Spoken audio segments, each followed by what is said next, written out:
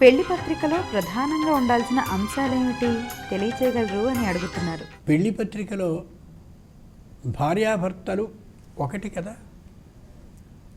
అంచేతనే వధూవరవు అంటారు సంస్కృతంలో. నేను ఆ కింద మళ్ళీ భార్య పేరు, మీ ఇద్దరం పిలుస్తున్నాం. మీ ఇద్దరూ వేరువేరుగా కాదు, మీ ఇద్దరూ ఒకటి. అంచేతనే పూర్వం రోజుల్లో మేము పిలుస్తున్నాం అని చెప్పి ఏదో ఫలానా పేరు ఆవిడ పేరు కలిపి మామూలుగా రాస్తూ మధ్యలో కామా పెట్టేవారు కాదు. కామా పెడితే మళ్ళీ వేరే ఇంట్లోనే లెక్క వస్తుంది. చేత పిలువబడేటటువంటి పెళ్లి పత్రిక ఏదైతే ఉందో, పిలుస్తున్నటువంటి పత్రికని పంపించేప్పుడు వీళ్ళిద్దరిది ఒక పేరుగా వేసి దంపతి అని పెడతారు. గౌరీ శంకర దంపతి.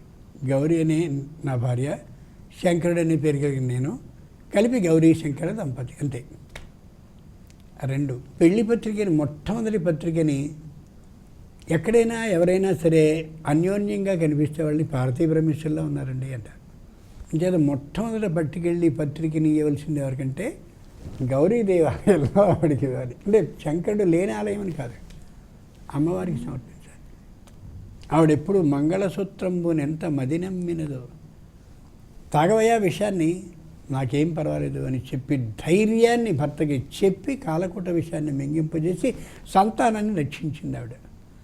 నిజంగా భార్య లక్షణం ఏంటంటే భర్తని జాగ్రత్తగా రక్షించుతూ ఉండడం, సంతానాన్ని జాగ్రత్తగా చూసుకుంటూ ఉండడం. ఈ రెండు ఉంటే అంతకంటే కావాల్సిందే ఉంది. అంచేత మొదటి పత్రికని అమ్మవారి ఆలయాన్ని సమర్పించాలి.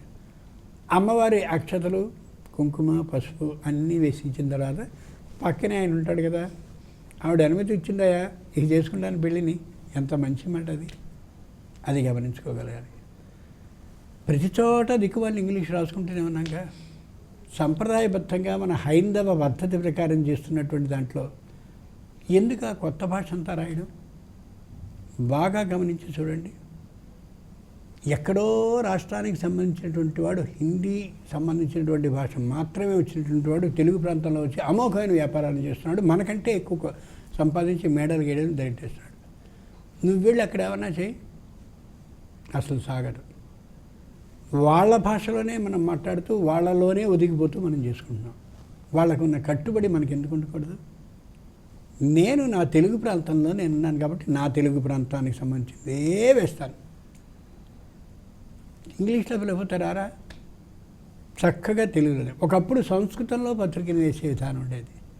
సరే పోనీ సంస్కృతం అందరికీ అర్థం కాదు, తెలుగు వరకు అర్థమవుతుందిగా, ఎందుకు తెలుగులో వేయకూడదు?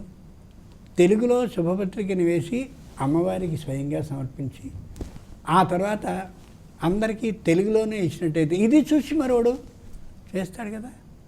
అది ఆలోచించండి, ఎంత బాగా ఉంటుంది. ఇంగ్లీష్లో రాసేది కూడా సరిగా ఉండదు, లగ్నం అని రాస్తాడు, లగ్నం. హెచ్చి అనవసరం, సీతా, ఆమె పేరు సీతా, ఎందుకు అలాగా? అంచేత నేను పెళ్లిలో చేయవలసిన పద్ధతులు ఏంటంటే శుభలేఖ దగ్గర నుండి కూడా సంపూర్ణమైనటువంటి ప్రాచీన పద్ధతి ప్రకారం ఒక్కరోజు కదా నువ్వు చేసేది. రెండు, పెళ్లిలో ప్యాంట్లతో కూర్చోవడం. ఆ ఒక్కరోజుకి పంచె కట్టుకుంటే ఏమవుతుంది?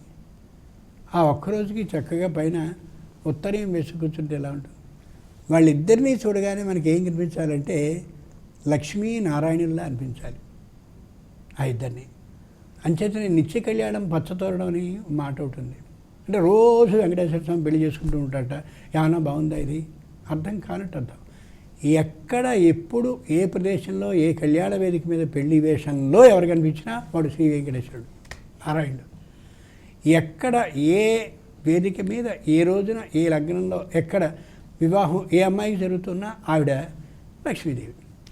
అంచేతనే లక్ష్మీనారాయణ స్వరూపాయ వరాయ శ్రీ మహాలక్ష్మీ స్వరూపిణీం కన్యాం. అందుకనే వాళ్ళిద్దరికి మాత్రమే బుగ్గ చుక్క పెడతారు. బుగ్గను చుక్క పెట్టేది ఏంటంటే కారణం, వాళ్ళిద్దరూ వీళ్ళే వధూవరులను తెలియడానికి. పెళ్ళికి వెళ్ళిన తర్వాత ఏమంటే పెళ్లి కొడుకు ఎక్కడున్నారు అని ఏ బుద్ధి లేని వాడు అడగడం. ఆ బుగ్గ చుక్క చూసుకుని వాళ్ళిద్దరూ అంటారు. అంచేత గమనించాల్సింది ఏంటంటే నిత్య కళ్యాణం పచ్చడి ఉంటే ఎక్కడ పెళ్లి జరిగినా వాళ్ళే ఉంటారు.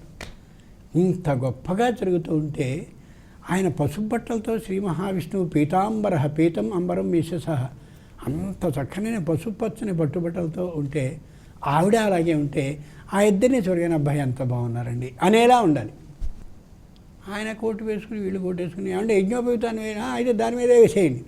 యజ్ఞోపేతం దాని మీద వేయటేమిటి? మనం చెప్పకపోవడం తప్పు, ప్రేక్షకులు విని ఆచరించకపోవడం తప్పు. అంచేది చెప్తాం మనం. నచ్చకపోతే మీ ఇష్టం, అది చెప్పేది మాత్రం చెప్పి తీరుతాం. అది ఇక్కడ విశేషం.